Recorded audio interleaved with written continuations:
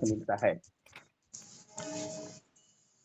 कहाँ से मिलता है? देखिए हाँ पढ़े तो नहीं है, लेकिन हम अनुमान से बोल सकते हैं कि अस्थिर विद्युत चालन हाँ के हाँ, ठीक द्वारा ये सब ठीक ठीक ठीक होता है ठीक ठीक खेला। ठीक बोले रोशन जी। हाँ, स्टैटिक इलेक्ट्रिसिटी। हाँ, स्थिर विद्युत तथा पदार्थों द्वारा विद्युत चालन की परिस्थितियों के अध्ययन हमको मिलता है। ठीक है, आगे हम बढ़ते हैं कि जब हम सूखे बालों को कंघी करते हैं तो ये किस प्रकार से आवेशित होते हैं? अच्छा, ये बताइए क्या क्या आवेशित होता है? बाल और कंघी दोनों होगा या केवल कंघी होगा? कंघी होगा। जहाँ घर्षण होगा तो बाल में जो घर्षण होगा ना तो बाल आती करेगा। अच्छा, दोनों होगा, बाल और कंघी दोनों होगा। दोनों होगा, हाँ। आकर्षित होगा तो एक कभी घर्षण सिंगल से हो ही नहीं हो सकता है। आप बाल पे कंघी लगाइएगा तब वही ना घर्षण होगा। हम्म। तब वहां पर ही है जो इलेक्ट्रिक और पॉजिटिव निगेटिव दोनों चार्ज बनता है। चलिए आगे हम बढ़ते हैं थोड़ा सा। एक प्रश्न है कि परमाणु साधारण और अविभाज्य कण नहीं है, बल्कि इसमें कण से कम एक अपरमाणु कण इलेक्ट्रॉन विद्यमान होता है। इसको किसने बताया था? J Thomson. कौन वैज्ञानिक है बताने वाले? कि बोला कि नहीं, ये अविभाज्य कण नहीं है बल्कि इसमें इलेक्ट्रॉन विद्यमान होता है। हाँ, ये हमको जानते हैं, थॉमसन जो थॉमसन थॉमसन हाँ। लगा है बताए थे जे थॉमसन बताए थे। 1897 में। चलिए आगे बढ़ते हैं। लेकिन ये डाल्टन के सिद्धांत से अलग था, वो हाँ अलग बताया था। डाल्टन का सिद्धांत तो वो बताया था कि डाल्टन परमाणु पदार्थ का सबसे छोटा और अविभाज्य कण है, और जिसे तोड़ा नहीं जा सकता। ये हाँ, डाल्टन ये डाल्टन बोला था। डाल्टन बोला था। और चलिए आगे बढ़ते हैं। एक किरण किरण है, और विकिरण, उसका नाम है केनाल रे। केनाल रे का खोज किसने किया था? रदरफोर्ड। केनाल रे, हम्म ये तो वो हमको नहीं लगता है है क्या? नहीं, थॉमसन ने किया केनाल था। रे का खोज थॉमसन ने किया था शायद किया था। Goldstein, Goldstein. 1886 में। Eugen Goldstein. देखिए बड़ा सुंदर क्वेश्चन, ये पूछेगा 100%। केनाल रे है ना? जी, गोल्डस्टीन किया था। देखिए एनसीईआरटी के 42 नंबर पृष्ठ में है आपको। प्रोटॉन की गोल्ड की यही किया था। शायद प्रोटोने हाँ को धनात्मक रूप को केनाल प्रोटॉन रे की कहा खोज भी जाता यही है। किया था भैया। हाँ हाँ, केना हाँ प्रोटॉन खोज यही कहते हैं आपको। 14 नंबर लाइन में लिखा हुआ है एनसीईआरटी के 42 नंबर पृष्ठ पर। अच्छा, वो सब बाद में पढ़ लेंगे। मैंने हम बता दिया आपको, अगर कोई जी। एनसीईआरटी लिए लेके बैठे होंगे तो। चलिए अब हम बात करते हैं कि इलेक्ट्रॉन पर कैसा आवेश होता है, ऋणात्मक होता है या धनात्मक होता है? ऋणात्मक। इलेक्ट्रॉन पर तो माइनस होता है। ठीक है, हम ऋणात्मक ऋणावेशित होता कण, है। प्रोटॉन तो धनावेशित कण, न्यूट्रॉन आवेशहीन। जी, चलिए प्रोटॉन धनावेशित होता है। एक बात बताइएगा कि प्रोटॉन का द्रव्यमान इलेक्ट्रॉन से कितना गुना होता है? 1/1840 या 3600 कहीं 1/1840। कहीं ठीक कहीं 1836 देता है। ठीक बोले हैं रोशन जी। एक 1/1840 होता है। बाकी यहाँ पर जो है ना लिखा हुआ है 2000। एनसीईआरटी में हम्म, 18 नंबर लाइन में 2000 गुना अधिक होता है। जो 2000। एनसीईआरटी की मैं बात बता रहा हूँ। 2000 गुना, मतलब 1/2000 हो गया। जी, हम्म, तो ऐसा हम लोग बुक में पढ़ते हैं 1840 वन बटा, बाकी यहाँ पर लिखा हुआ है 2000। हम पढ़ एक बार कहिएगा तो पढ़ देंगे। हम्म, लिखा हुआ है कि इनका द्रव्यमान इलेक्ट्रॉनों की अपेक्षा लगभग 2000 गुना अधिक होती है। इनको प्रोटॉन नाम दिया गया है। लगभग दिया है। हाँ लेकिन अब सटीक तो एनसीईआरटी है ना, लेकिन ऐसे एनसीईआरटी ना वो लूसेंट। लगभग वही लिखबे करेगा, लगभग लिखेगा वो। हाँ, लेकिन लूसेंट में 1/1836 दिए हुए हैं।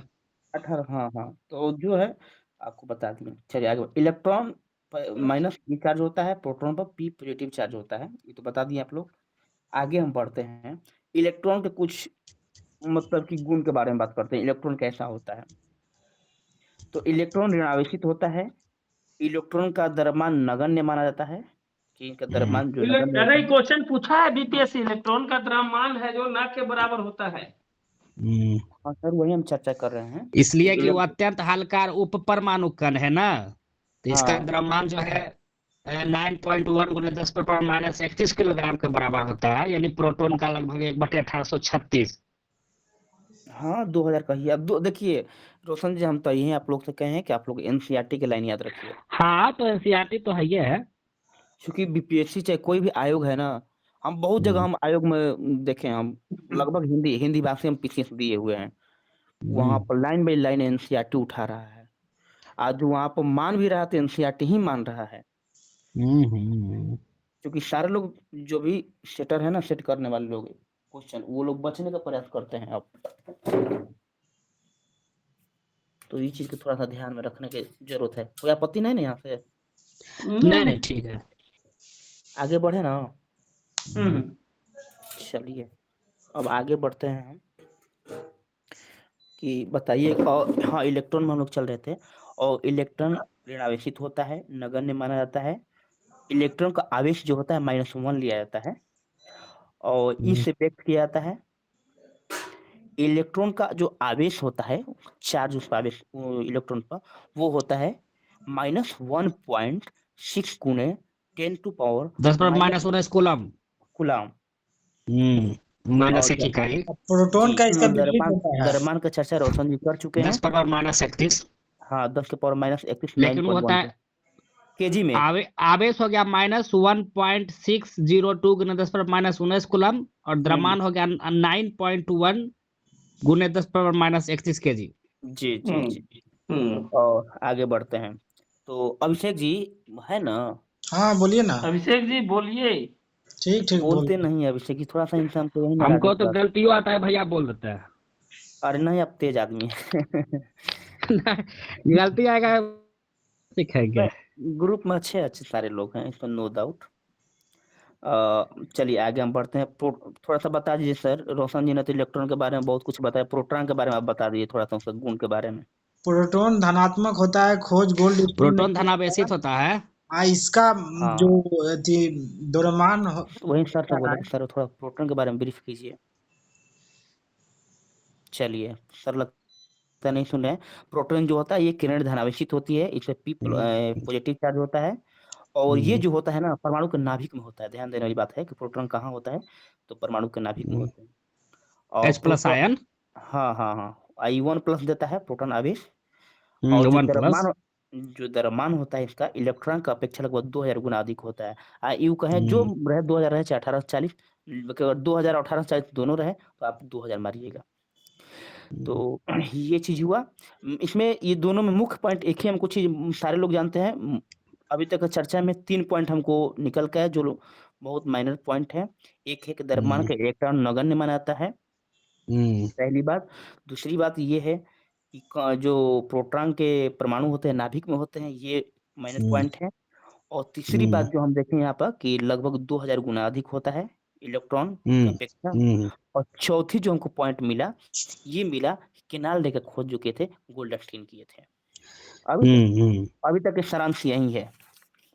चलिए आगे हम बढ़ते हैं कि परमाणुओं की संरचना पहला मॉडल किसने दिया था? Niels Bohr. नहीं, परमाणुओं की संरचना से संबंधित पहला अरे मॉडल जो थॉमसन का है ना, थॉमसन ने थॉमसन पहले है। दिया था।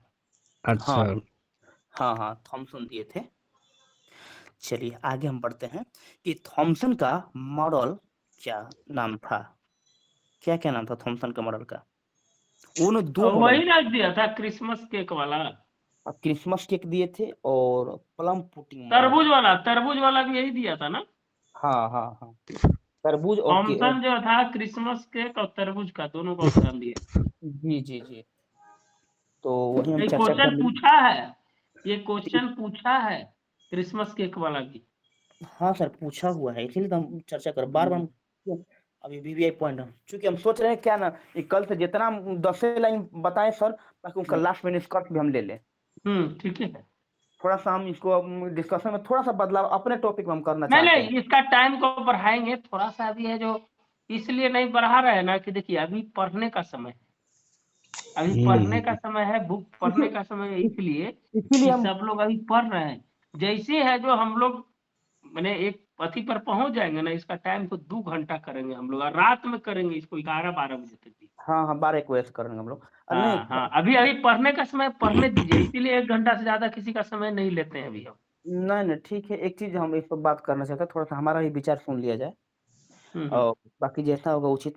आप लोग सर्वमान्य हैं, आप लोग जैसा कहिएगा हम मानेंगे। हमारा थिंकिंग आज से यही था कि हम साइंस का करेंगे हम। तो ये तरबूज का लाल भाग क्या होता है, अगर उसका करते हैं तुलना तो तरबूज का लाल भाग क्या होता है, धनावेशित होता है। और तरबूज का जो बिखरा हुआ बीज वाला भाग है ऋणावेशित तो होता है वो जो होता है इलेक्ट्रॉन। ऋणात्मक होता है। कोई दिक्कत यहाँ से? अब हम आगे तरबूज का जो बीज जो होता लाल है, भाग धनावेशित और बीज ला- ऋणावेशित। हाँ लाल भाग धनावेशित और बिखरा हुआ ऋणावेशित। अब आते हैं थॉमसन के परमाणु मॉडल को लिखें। तो थॉमसन के परमाणु मॉडल क्या है? थॉमसन के परमाणु मॉडल है कि परमाणु धन आवेशित गोले का भाग होता है। जो परमाणु धन होता है धन आवेशित गोले का भाग होता है और इलेक्ट्रॉन उसमें धंसा होता है।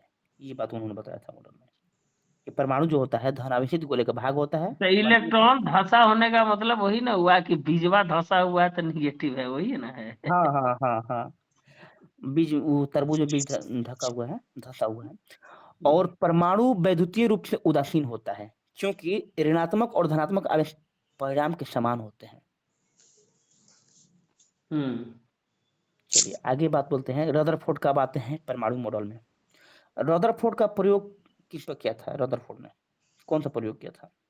रदरफोर्ड वो उस पे किया था जिसमें सोना जो अल्फा सोना की कणों को पत्ती से है, जो सुनो, टकराया था सब कुछ, जो कुछ अल्फा निकल कणों गया को कुछ लौट गया। अल्फा वही कणों को बोला कि सोने की पत्ती प्रकाश से है जो टकराया था। कुछ कहीं ना कहीं रुकावट से है ना। हम्म। तो सोने के परत, ठीक है। अच्छा बताइए उन्होंने कितनी मोटे सोने की परतें ली थी? उसका मोटाई लगभग बता सकते हैं कोई? 1 हर परमाणु के बराबर। हाँ, जो सोने की पत्ती थी ना, हम्म। हाँ 1000 परमाणु के बराबर था। ये भी क्वेश्चन कहीं पूछा हुआ है। एमपी पीछे से पूछा हुआ है ये। हाँ वही ना, ये भी क्वेश्चन कहीं पूछा हुआ है। दूसरी बात उत्तराखंड में पूछा है ये। चलिए आगे बढ़ते हैं कि एक अल्फा कण किसे कहते हैं? द्विआवेशित हीलियम के कण को अल्फा कण जो कहते हैं। जो द्विआवेशित हीलियम के हीलियम जो के कण कण को होते अल्फा हैं कण उसी को कहते हैं। कहते हैं। हाँ, द्विआवेशित जो हीलियम के कण होते हैं ना उसी को अल्फा। अच्छा अल्फा कण जो होते हैं धनात्मक होते हैं कि ऋणात्मक होते हैं? धनात्मक होते हैं। देखिए जो अल्फा जो होता है ना, उसमें अल्फा उसमें धनात्मक होता पॉजिटिव है, क्या है कि धनावेशित बीटा लिखा ही ऋणात्मक हुआ है, होता है। तो इसमें प्लस और माइनस दोनों होता है। बाकी सर इसमें जो है लिखा हुआ कि धनावेशित होते हैं। अल्फा कण जो होते हैं उसमें तो धनावेशित होते हैं। हाँ हाँ, अल्फा हाँ धनावेशित होते हैं। नहीं देखिए अल्फा पॉजिटिव ही होते हैं, वो हम कर रहे हैं। अल्फा कण पॉजिटिव होता है और बीटा जो होता है निगेटिव होता है ना। सर 60वीं में पूछा था सर, ध्यान रखें इसको। जो एग्जाम रद्द हुआ था ना उसमें पूछा हुआ था ये चीज। अच्छा हाँ, अल्फा पॉजिटिव भी होता है जी। उसमें बीटा द्विआवेशित का मतलब हो गया कि 2+ नहीं लिखते हैं उस पे हम लोग, दो चार्ज रहता है, प्लस ही होता है। उसमें बीटा का पूछा था कि बीटा नेगेटिव होता है या पॉजिटिव होता है। हाँ। हमको याद है सर, क्योंकि थोड़ा सा इसमें। चलिए थोड़ा सा आगे बढ़ते हैं सर हम। अब आते हैं हम, बताइए कि अल्फा कणों की क्या विशेषता है? अल्फा कण की विशेषता यह है कि अल्फा इसका जो द्रव्यमान होता है ना 4 म्यू तथा कणों में पर्याप्त ऊर्जा होती है। इसकी विशेषता ये है कि द्रव्यमान 4 म्यू होता है और कणों में पर्याप्त ऊर्जा होती है। ये विशेषता उसकी है।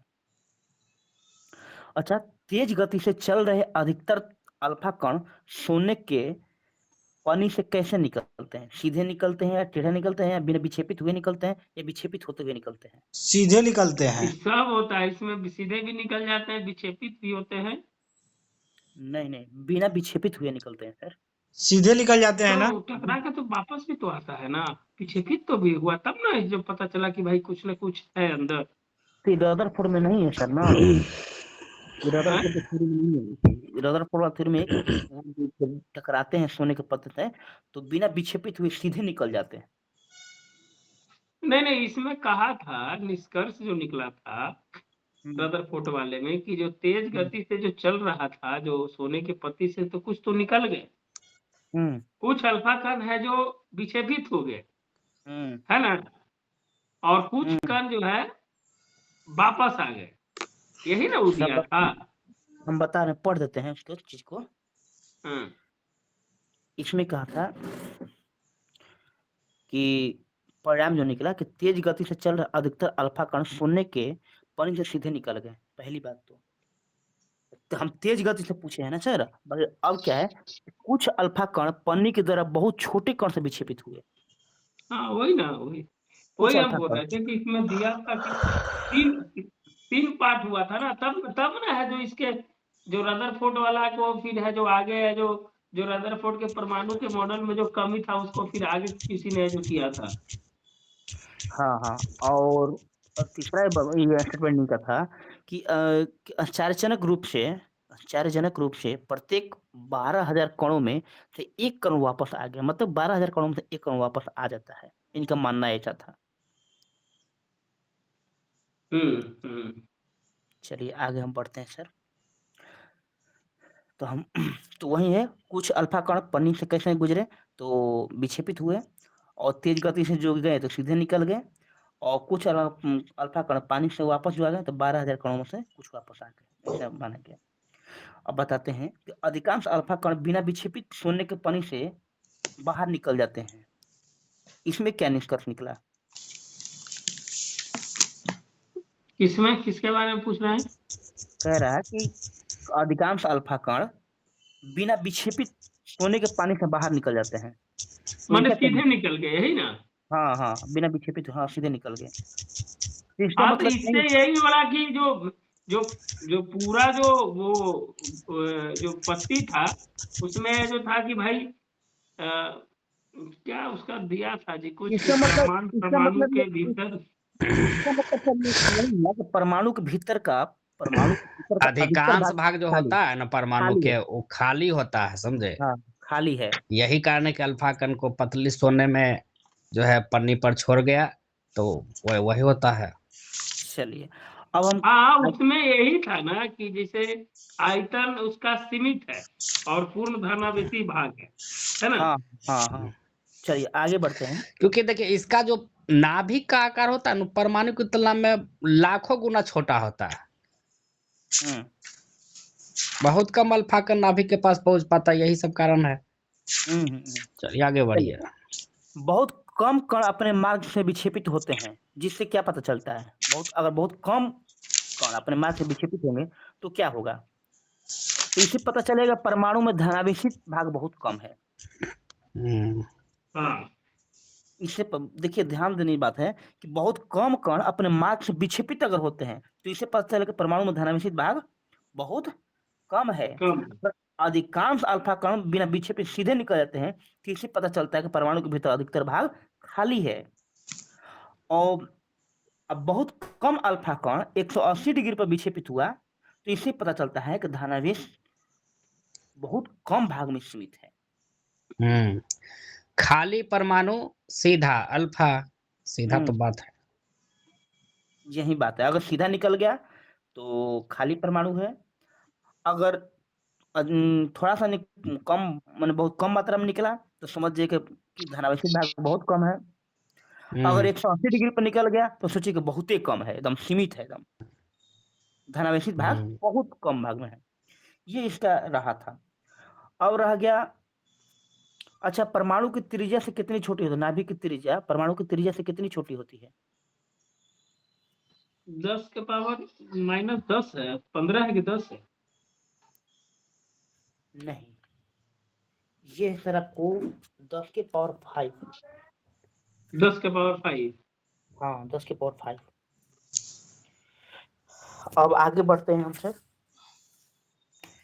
कि बताना है सर कि रदरफोर्ड ने नाभिक की त्रिज्या, ये तो पता ही हो ही गया। रदरफोर्ड के परमाणु का नाभिकीय मॉडल अब हम लोग कल पढ़ेंगे सर, क्या कोई दिक्कत नहीं ना? ना कोई दिक्कत नहीं, ठीक है। रदरफोर्ड का परमाणु का नाभिकीय मॉडल हम लोग कल पढ़ेंगे।